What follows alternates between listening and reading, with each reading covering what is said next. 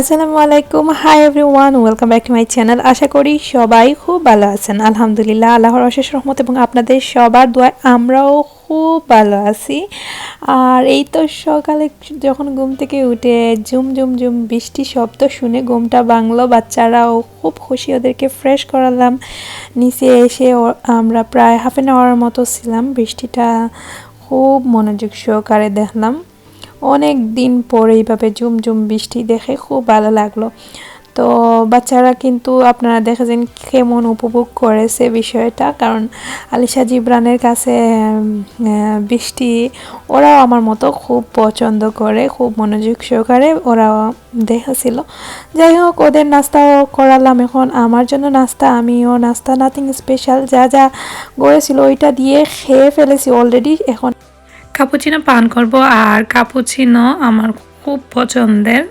আর বৃষ্টির দিনে তো কফি, লাইক চা কফি সব থেকে বেশি ভালো লাগে। আর বৃষ্টি দেখে দেখে এখন আমি আবারও সেই জায়গায় গিয়ে বসে বসে রিল্যাক্স মুডে এক কাপ কাপুচিনো খাবো।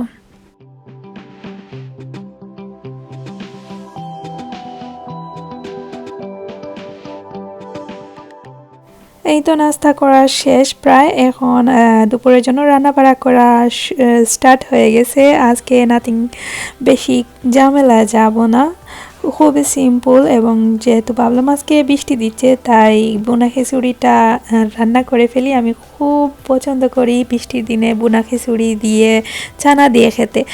তাই আমি চাল ধুয়ে অলরেডি পানিতে 10 মিনিটের জন্য ভিজিয়ে রাখছি। আর এখানে যা যা গোটা মশলা, দারচিনি, এলাচি, স্টার এলাচ, তেজপাতা, গোলমরিচ, লং আর শাহি জিরা, পাঁচফোড়ন, যা যা গোটা মশলা দেওয়ার লাগে সবগুলা বের করে রাখছি।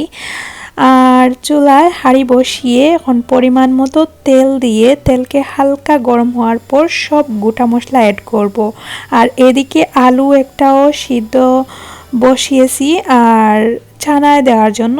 তাই এখন এই দেখেন অলরেডি তেল মোটামুটি গরম হয়ে গেছে। এই পর্যায়ে আমি গোটা মশলা দিয়ে হালকা নাড়াচাড়া করে দিচ্ছি। যখন খুব সুন্দর একটা ফ্লেভার চলে আসবে সব মশলাগুলা থেকে, তখন আমি 1 টিস্পুন আদা বাটা অ্যান্ড 1 টিস্পুন রসুন বাটা দিয়ে দেব।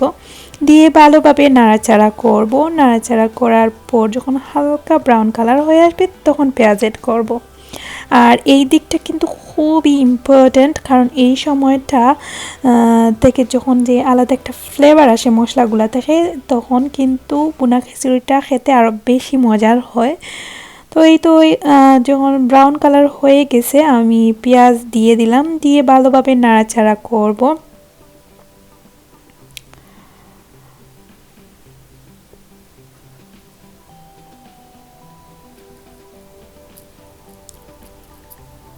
পেঁয়াজ যখন হালকা সফট হয়ে যাবে তখন আমি লবণ পরিমাণ মতো দিয়ে দিয়েছি। আর এখন গুঁড়া মশলা অ্যাড করব। আর এই সময় আমি সব কিছু একসাথে মিক্স করে তারপর যখন হালকা গোল্ডেন ব্রাউন বা 10 থেকে 15 মিনিটের মতো এই মশলাগুলোকে আমি ভালোভাবে একটু নাড়াচাড়া করব। তো মশলাগুলো আমি এখন দিয়ে দিচ্ছি 1 টিস্পুন জিরে গুঁড়া, 1 টিস্পুন ধনে পাউডার অ্যান্ড 1 টিস্পুন বিরিয়ানির মশলা। আর সামান্য একটু মিক্স মশলা দিয়ে আমি ভালোভাবে নাড়াচাড়া করব আরও 10 মিনিটের মতো। যখন একটু মশলাটা ভালোভাবে কষে যাবে তখন আমি এইখানের মধ্যে চাল অ্যাড করব। এখন মোটামুটি আমার মনে হচ্ছে এখন চাল দেওয়ার সময় চলে আসছে, আমি চাল দিয়ে দেব।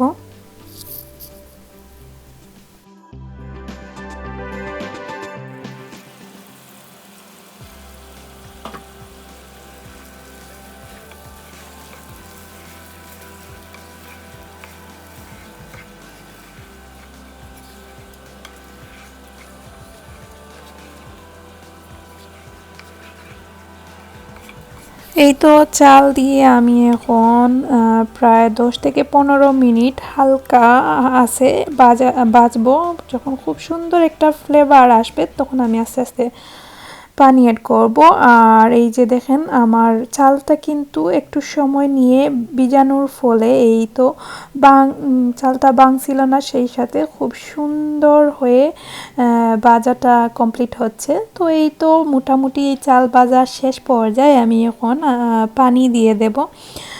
আর তার আগে আমি এখানে ঘি আর কেওড়া জল দিয়ে দেব। আর যখন আমি পানি দিয়ে ঢাকনা দিয়ে ঢেকে রাখবো তখন আর আমি বেশি ঢাকনা খুলবো না, তাই আগেই এই কাজটা করি। আপনারা চাইলে পরেও দিতে পারেন। আমি যখন যেভাবে যেটা করি সেটা আপনাদের সাথে শেয়ার করি। আমি কেওড়া জলও অ্যাড করে দিলাম। এই পর্যায়ে দিলে আমার কাছে মনে হয় যে ঝামেলাহীন, আর পরে অনেক সময় আমি ভুলেও যাই, তাই আমি দিয়ে দিই। কাঁচা মরিচও দিয়ে দিলাম, দিয়ে ভালোভাবে নাড়াচাড়া করব। তারপর আমি পরিমাণ মতো পানি অ্যাড করব। চাল দেওয়ার সময় চাইলে বিভিন্ন ধরনের সবজিও অ্যাড করতে পারেন, এতেও কিন্তু বুনা খিচুড়ির কালার এবং খেতেও অসাধারণ লাগে। আমি চানাতে অন্যান্য ডিফারেন্ট সবজিগুলা দেব, তাই আর ওইভাবে খুব সহজভাবে আমি করে ফেললাম।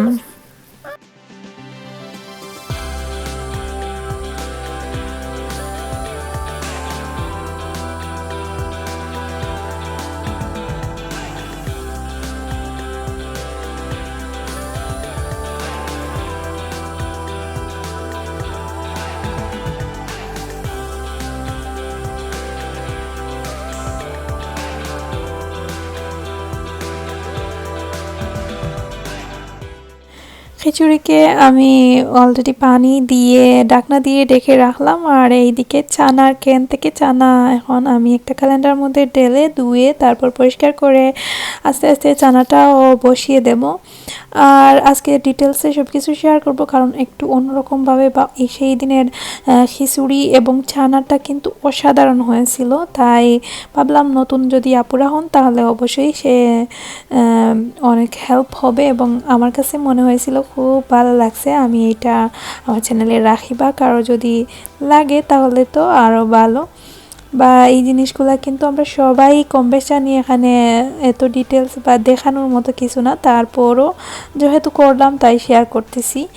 আর এই যে দেখেন অলরেডি যখন একবার উপরের দিকে বলক চলে আসবে, আমি হালকা একটু নাড়াচাড়া করে দিয়ে ডেকে রাখবো। এখনও চুলার আগুন স্লো করার সময় হয়নি, একটু সামান্য কমিয়ে দেব চুলার আগুনটা, দিয়ে আবারও 2 মিনিট পর নাড়াচাড়া করব। নাড়াচাড়া করে আমি এখন ফয়েল দিয়ে ডেকে রাখবো। এই যে দেখুন যখন দেখবো যে আর পানি নেই এক্সট্রা, তখন দিলে কিন্তু সবথেকে সুন্দর হয়, খিচুড়িটা জোরেও হয় এবং দেখতেও সুন্দর লাগে, চালগুলাও পারফেক্টভাবে ফুটে। তো এখন ফয়েল দিয়ে আমি ডেকে রাখবো।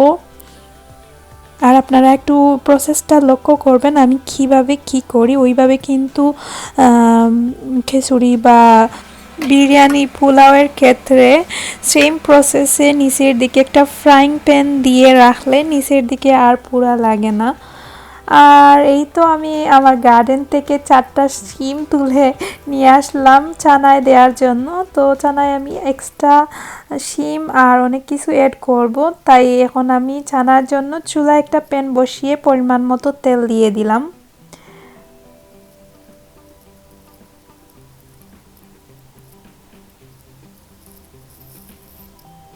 তেল হালকা গরম হওয়ার পর আমি এখানে আদা রসুনের পেস্ট 1/2 টিস্পুনের মতো দিয়ে নাড়াচাড়া করব।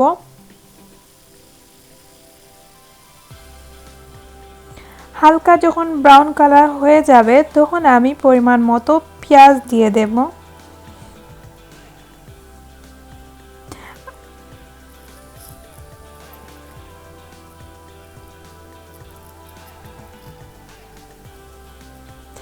পেঁয়াজ দিয়ে দিয়েছি, এখন ভালোভাবে নাড়াচাড়া করব।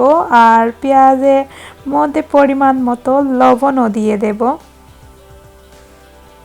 আর এইভাবে কিন্তু আমি ছানায় চেষ্টা করি সব সময় একটু বেশি করে পেঁয়াজটা দেওয়ার জন্য, তাতে খুব মজা লাগে। তো এই তো পরিমাণ মতো লবণ দিয়ে দিলাম। আর আমি খুব ভালোভাবে ব্রাউন বা করে যে বেরেস্তার মতো করে পেঁয়াজটা ভাজবো না, হালকা সফট থাকবে, তাহলে চানাটা খেতে বেশি মজার হয়। গুঁড়া মশলা দিয়ে দিচ্ছি হাফ টি স্পুন মিক্স মশলা, হাফ টি স্পুন জিরে গুঁড়া, হাফ টি স্পুন ধনে পাউডার দিয়ে আমি ভালোভাবে নাড়াচাড়া করতেছি। আর আর কোনো কাজ নেই এখন, কোনো মশলা নাই, শুধু মশলাটা একটু সফট হওয়ার পর আমি সব ধরনের কেটে রাখা শিম আমি অ্যাড করে দেব। মশলা প্রায় কষে গেছে, এখনই আমি দিয়ে দিচ্ছি। আর আমি মনে করি চানাতে গাজর, শিম বা অন্যান্য গড়ে যা আছে সবজি, আলু ওইগুলা দিলে আরও বেশি মজার হয়। তাই আমি চেষ্টা করি গড়ে যা আছে তা সবজির মধ্যে যা যা থাকে আর কি অ্যাড করার জন্য। এই তো আমি শিমগুলোকে ভালোভাবে নাড়াচাড়া করতেছি। এখন হাফ সিদ্ধ হওয়ার পর আমি এখানে আলু যে সিদ্ধ করে রাখছিলাম আর টমেটো একটা কেটে আমি অ্যাড করে দিলাম, দিয়ে ভালোভাবে নাড়াচাড়া করব। তারপর আমি চানাও অ্যাড করে দিয়েছি, দিয়ে ভালোভাবে নাড়াচাড়া করব। চানাটা কিন্তু আমার খুব পছন্দের, চানা খেতে আমি খুব ভালোবাসি। আর ছোটোবেলা যখন মা চানা রান্না করতো আমি বেশিরভাগ সময় চানাটা খেতাম। চানা পেঁয়াজি যখন বেশিরভাগ সময় যে রমজান মাস বা অনেক সময় দেখা যেত মাঝে মধ্যেও খিচুড়ি দিয়ে ওইভাবে সকালে নাস্তায় রেডি করতেন। তো এখন আমি দুপুরের খাবার দাবারের জন্য আগে আমি সালাদটা কেটে নিচ্ছি। সালাদ আমি কিভাবে বানাই সেটাও আপনাদের সাথে শেয়ার করতেছি। টমেটো আর এই যে শসাটা দেখছেন ওইটা আমার চাচার গার্ডেনের শসা, তো এই শসাটা আমি এখন কেটে দিচ্ছি। আর খুব সুন্দর একটা ফ্লেভার আসছিল যেহেতু গার্ডেনের, তাই লেটুস যা যা লাগবে সব কিছু, অলিভও দিব, তাই অলিভ আমি এখান থেকে 6-7টা দিয়ে দেব। আর কুচি কুচি করে আমি লেবুও কেটে রেখেছি, পেঁয়াজ, যা যা সাধারণভাবেই আমি সালাদটা বানাচ্ছি। আর এইভাবে সালাদ করে খেতে খিচুড়ির সাথে সব থেকে বেশি মজা আমার কাছে মনে হয়। তো সালাদ ছাড়া বোনা খিচুড়িটা আমার ভালো লাগে না, যে কোনো জিনিসের মধ্যেই সালাদ দিয়ে খেতে আমি পছন্দ করি। তো এই তো আমি এখন এখানে কুচি কুচি করে কাটা লেবু অ্যাড করে দিলাম এবং ভালোভাবে নাড়াচাড়া করে দিচ্ছি। এখানে পেঁয়াজ আছে আর সালাদের মধ্যে কিন্তু সরিষার তেল, ধনেপাতা, তারপর কি বলে রেড অনিয়ন যেটা থাকে ওইটা দিলে কিন্তু আরও বেশি মজার হতো। আমার ঘরে যেহেতু ছিল না ওই 3টা উপকরণ, আমি যে যা যা ঘরে ছিল তাই দিয়ে সালাদটা বানিয়ে ফেললাম। আর সালাদ আমার বানাতে খুব ভালো লাগে, জানি না কার কাছে কেমন লাগে সালাদটা, কিন্তু যখন আমি বানাই খুব এনজয় করে বানাই। তো যাই হোক, এখন আমরা দুপুরের খাবার খাবো। এই তো রেডি হয়ে গেছে আমাদের খিচুড়ি, আর খুবই সিম্পল খিচুড়ি, ডাল আর আগের তরকারি ছিল, গড়ে ভাতও রান্না আছে। তো আগে আমরা খিচুড়িটাই খাবো, আর খিচুড়ি খাওয়ার পর আর ভাত খেতে ইচ্ছে করে না, যেহেতু খিচুড়িতেই কিন্তু পেটটা ভরে যায়। আর এইতে দেখেন আমার বাবা আমরা খাওয়ার সময় ওইভাবে ছট করে চলে আসে, এসে প্রায় সময় তো এসেই বাবার চুল স্পর্শ করবে। এই অভ্যাসটা কিন্তু সে সব সময়ের জন্য না, জিবরান মাঝে মাঝে যখন খুব ইমোশনাল হয়ে যায় বা কোথাও কোনো সময় নিরাই সাইলেন্টভাবেও কিছু মনোযোগ সহকারে দেখতেছে তখন, আর ঘুম হঠাৎ ভেঙে গেলে মাঝরাতে ওইভাবে আঙ্গুলটা চুষে। তো ডমি ওকে আমি অভ্যাসটা করাতে পারিনি, যখন ডমি খাওয়াতাম তখন ওরা ভাই বোনের মধ্যে যে দুষ্টামিটা ছিল, আলিশার ডমি জিবরান নিয়ে নিত, জিবরানের ডমি, ওইটা নিয়ে অনেক ঝামেলা আমি আগে করেছি ওরা যখন ছোটো ছিল। তাই ওদের দুজনেরই ডমিটা আমি সরিয়ে ওদের অভ্যাসটা আমি ছাড়িয়ে দিয়েছিলাম যখন ওদের আলিশার যখন 6-7 মান্থ হবে ওই সময়। না না সরি, আলিশা অনেক দিন খেয়েছে, কারণ আর জিবরান তো ছিল না, জিবরানকে আমি ওইভাবে দিতে পারিনি। আলিশার অভ্যাসটাও আমি ছাড়িয়ে নিয়েছিলাম, কারণ অনেকেই আমাকে বলতেন যে ডমি খেলে বাচ্চারা খুব সাইলেন্ট থাকতো বা অনেক কিছু বলতেন দেশে থেকে আমার শাশুড়ি বা ওদের ফুফু তারা, তো আমি ছাড়িয়ে নিয়ে দিয়েছিলাম। তো এই তো এখন আমরা খাবার খাচ্ছি, আর আমরা বাচ্চাদের নিয়ে ওইভাবে কিন্তু খাওয়া দাওয়াটা করি, এত পরিবেশন করি না বা সিম্পলি। আর এটা হচ্ছে বাস্তবতা আর রিয়েলিটি, আমরা যেভাবেই যা করি তাই আপনাদের সাথে শেয়ার করি। তো প্লিজ যারা নতুন আমার চ্যানেলে, অবশ্যই চ্যানেলটা সাবস্ক্রাইব করে দিবেন এবং বেল বাটনটা প্রেস করে রাখবেন। খাওয়া দাওয়া করার পর আমরা এখন যখন সকালে খুব সকালে আমি রান্না বাড়ার ফাঁকে ওই পটগুলা ক্লিন করে রাখছিলাম, যেহেতু আর অন্য কাজ নেই, সিম্পল রান্না বাড়া তখন। তো ভাবলাম যে কিছু মশলা ওইগুলা কন্টেনারের মধ্যে ঢুকাবো। আর অনেকে আমাকে বলেন আপু তুমি কোন মশলা ইউজ করো বা কিভাবে কি করো, ওইটা আইডিয়া শেয়ার করার জন্য তাই ভাবলাম আপনাদের সাথেও শেয়ার করি আমি কিভাবে মশলাগুলো সেটিং করে রাখি বা অর্গানাইজ করে রাখি সব কিছু। আর এই তো দেশে থেকে আসার পর থেকে কিন্তু আমি এখনও সেই এলোমেলো সেটিংয়ের মধ্যেই আছি, এখনও প্রপার কোনো কিছু সুন্দরভাবে করতে পারছি না। এখনও পর্যন্ত আমার দেশ থেকে আনা অনেক জিনিসপত্র ওইভাবে যেভাবে প্যাকেটের মধ্যে প্যাকিং করে দিয়েছিলেন ওইভাবে এখনও আছে। তো ভাবলাম ওই কাজগুলোও আজকে সেরে ফেলি। ডাল আর যা যা মশলা আর সব কিছু এখন আমি কন্টেনারের মধ্যে ঢেলে রাখবো।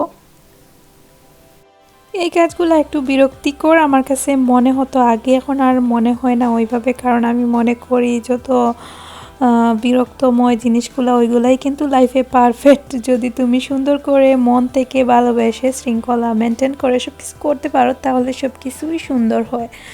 তো সব কিছু যদি অর্গানাইজ সুন্দর থাকে তাহলে নিজের লাইফ স্টাইল, নিজের লাইফও সুন্দর হয়। আর নিজেকে ওইভাবে আমি এখনও পর্যন্ত সেটিং করতে পারিনি, আমি নিজেই অনেক কিছুই জানি না, সংসারে নতুন বা বাচ্চাদের নিয়ে অনেক কিছু ওইভাবে করতে পারি না। তারপরও ফাঁকে ফাঁকে আপনাদের সাথে আমার আইডিয়াগুলি শেয়ার করি, যদি কারো হেল্প হয় বা আমি আপনাদের সাথে শখের বশত ব্লগিং বা ব্লগে যা দেখাই সেটাই আমার খুব ভালো লাগে আপনাদের সাথে কথা বলতে। আপনাদের কমেন্টসগুলো পেয়ে যখন আমি পড়ি বা ওই ভিডিওগুলো যখন আমি পরবর্তী সময়ে দেখি আমার খুব ভালো লাগে। প্রতিদিনের একটা ডায়েরি বা নোটের মতো আমার কাছে মনে হয় যে ডায়েরিতে সব কিছু আমি নোট করে রাখলাম। আর আপনাদের তো অনেকের অনেক সাপোর্ট, ভালোবাসা, আপনাদের সাথে ফ্রেন্ডলি রিলেশন ওইগুলা কিন্তু আমাকে অনেক বেশি উৎসাহ দেয় যে নতুন ব্লগগুলো আবার নতুন নতুন কোনো কাজ করা, আপনাদের জন্য ভিডিও আপলোড করা।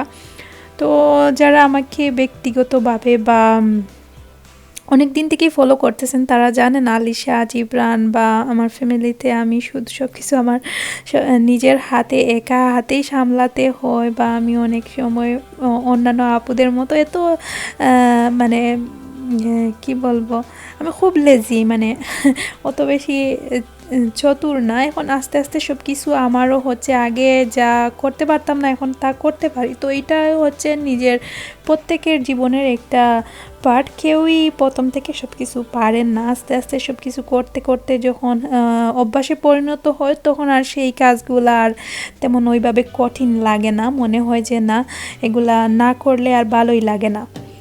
তো আজকের ব্লগ এতটুকুই, আপনাদের কাছে অনেক কিছুই আপনাদের সাথে শেয়ার করেছি, কথাবার্তায় ভিডিওতে অনেক ভুল ত্রুটি হয়েছে, প্লিজ ক্ষমা সুন্দর দৃষ্টিতে দেখবেন এবং আমার সাথেই থাকবেন। এতক্ষণ আমার সঙ্গে থাকার জন্য আপনাদের সবাইকে অসংখ্য অসংখ্য ধন্যবাদ।